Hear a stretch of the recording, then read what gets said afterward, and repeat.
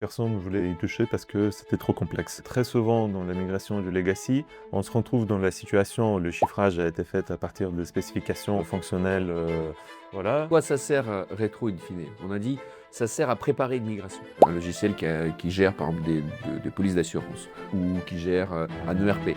Ce qui est très important, soit on repart de zéro, c'est-à-dire qu'on reconstruit le logiciel en parlant aux utilisateurs, en reconstruisant un backlog, en refaisant l'expérience, le modèle de données et l'UX. Mais c'est un travail extrêmement long et qui va demander beaucoup de ressources. Et surtout, il y a parfois la connaissance métier est perdue.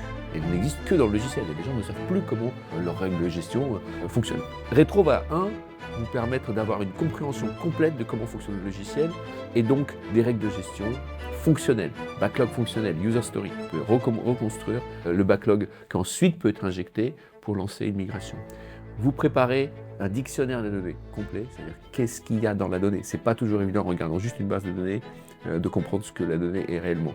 Troisième chose, ça va vous permettre de préparer, de générer une estimation de charge. Grâce à notre connaissance, là aussi embeddée dans nos agents, nous savons estimer vachement bien les migrations et combien de temps ça peut prendre. Et donc ça, c'est un outil véritablement puissant pour planifier votre roadmap. IT, vous savez que cette application-là, elle va prendre entre 1000 et 1500 jours jour homme pour être migrée. Et bien ça, c'est des indicateurs extrêmement importants pour bien optimiser et pas se tromper avec des migrations qui devaient prendre 3 mois et qui en prennent 12. C'est des choses qui arrivent très souvent. 70% des projets informatiques sont en retard, notamment parce qu'ils sont mal estimés au départ. Pour moi, ce qui est le plus important, c'est d'avoir une vision large de tous les éléments qu'on va devoir migrer, parce que très souvent, dans la migration du legacy, on se retrouve dans la situation où le chiffrage a été fait à partir de spécifications fonctionnelles.